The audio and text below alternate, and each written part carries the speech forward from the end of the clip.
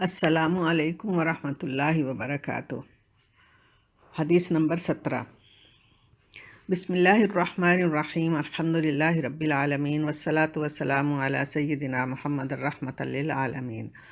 سنن ابن ماجہ باب الفتن میں سیدنا عبداللہ ابن عمر رضی اللہ تعالیٰ عنہ سے مروی ہے کہ رسول اللہ صلی اللہ علیہ وسلم نے فرمایا، اے گروہ مہاجرین، 5 چیزوں سے میں تمہارے حق میں اپنے رب کی پناہ طلب کرتا ہوں۔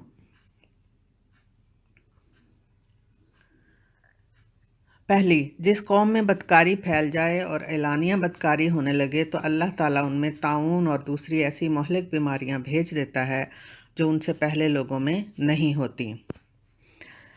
نبی اکرم صلی اللہ علیہ وسلم نے سب سے پہلے بدکاری کے برے نتائج سے ہمیں آگاہ فرمایا ہے، اور ہم دیکھ رہے ہیں کہ بچوں میں بھی وہ عجیب بیماریاں پائی جاتی ہیں جو کبھی بڑھاپے میں بھی خال خال ہی سننے میں آتی تھیں، اور نت نئی بیماریوں نے ہر جگہ ڈیرا جمایا ہوا ہے۔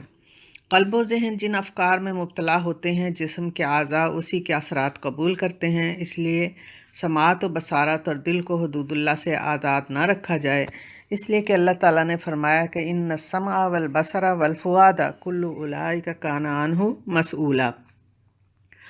دوسری بات جس سے آگاہ کیا گیا ہے کہ جو لوگ ناپ تول میں خیانت کرتے ہیں، اللہ تعالیٰ ان میں قحط اور معاشی تنگی کی مصیبت بھیج دیتا ہے اور ظالم حکمران ان پہ مسلط ہو جاتا ہے۔ ناپ تول میں کمی صرف کاروبار میں نہیں بلکہ حقوق و فرائض کے پیمانے بھی اسی سے تعلق رکھتے ہیں، اور معاشی تنگی صرف روپے پیسے کی کمی سے نہیں ہوتی۔ سٹیٹس کی دوڑ میں عاقبت سے بے فکر ہو جانے والا مال و دولت کے انبار پا کر بھی معاشی تنگی کا رونا روتا رہتا ہے۔ یہ تنگی اسے قبر کی تنگی تک پہنچا دیتی ہے۔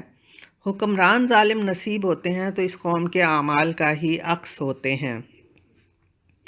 تیسری بات یہ ہے کہ لوگ مال کی زکوٰۃ دینا بند کر دیتے ہیں تو اللہ بارش روک دیتا ہے، اگر چوپائے نہ ہوتے تو پانی کبھی نہ برستا۔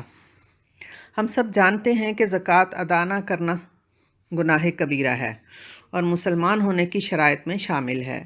یہ بھی جاننا ضروری ہے کہ زکوٰۃ کی ادائیگی کے سب اصول و قواعد کا درست علم ہونا اور اس کے مطابق سچے حقدار کی عزت نفس کا خیال رکھتے ہوئے پہنچانا قبولیت کے یقین میں اضافہ کرتا ہے۔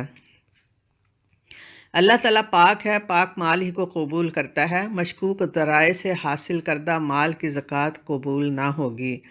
زکوٰۃ کی قبولیت کے ساتھ ہی اس کے ثمرات کا حصول ممکن ہوگا۔ بارشوں کی نمایاں کمی ہر خطے میں پائی جانے لگی ہے۔ ہمیں اپنے مال کی زکوٰۃ کے متعلق حسن ادائیگی کی طرف توجہ دینی چاہیے۔ چوتھی بات کہ جو لوگ عہد توڑنے کے عادی ہو جائیں تو اللہ تعالیٰ ان پہ باہر کا دشمن مسلط کر دیتا ہے جو ان چیزوں کو بھی چھین لیتے ہیں جن کے وہ خود مالک ہوتے ہیں۔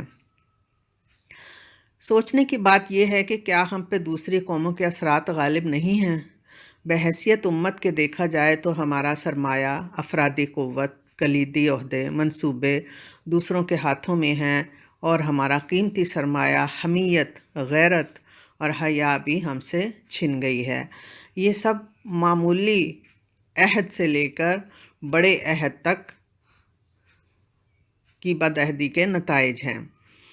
ائمہ کرام دین اور اللہ سبحانہ و تعالیٰ کی کتاب پہ عمل کرنا چھوڑ دیتے ہیں تو اللہ ان کو آپس کی جنگ عداوت میں مبتلا کر دیتا ہے۔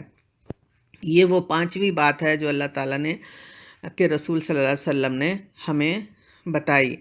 اب اس کے بارے میں ہمیں بہت زیادہ توجہ دینے کی ضرورت ہے کہ کسی بھی قوم میں جب انتہا ہو جاتی ہے برائیوں کی تو یہ طبقہ بھی اس میں اپنا کردار ادا نہیں کرتا۔ یعنی علماء کی فرقہ بندی پہ زبان اور قلم سے جنگ بتاتی ہے کہ وہ خود دینی احکامات پہ عمل سے دور ہیں۔ اللہ تعالیٰ کے نافرمانوں کے ساتھ دوستی رکھنا بھی اللہ کے غضب کو دعوت دینا ہے۔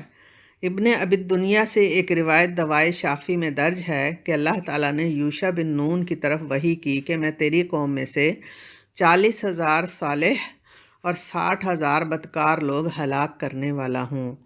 تو انہوں نے اللہ تعالیٰ سے پوچھا کہ بھلے لوگوں کی خطا کیا ہے؟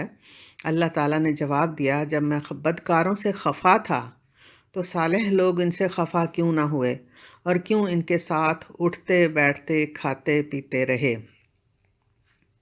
اس حدیث مبارکہ میں بتایا گیا ہے کہ بدکاری و بے حیائی پھیلانے والے، بے ایمان تاجر، زکوٰۃ ادا نہ کرنے والے، بد عہد ظالم حکمرانوں سے اللہ سبحانہ و تعالیٰ ناراض ہے، تو ان سب دنیا دار لوگوں سے تعلق رکھنے پہ خوشی کا اظہار کرنے والے، ان کی تعریفیں کرنے اور ان کی طرف سے ضیافتوں اور ملاقاتوں کو سوشل میڈیا پہ فخریہ پیش کرنے والے، بتانے والے، جب معاشرے کے کچھ ائمہ کرام اور مبلغین اسلام بھی ہونے لگیں اور ایسے لوگوں سے میل ملاقات دوستی کو وقت کا تقاضا سمجھیں، تو سوائے ہلاکت کے باقی کیا رہ جاتا ہے۔ فَاعْتَبِرُوا يَا أُولِي الْأَبْصَارِ۔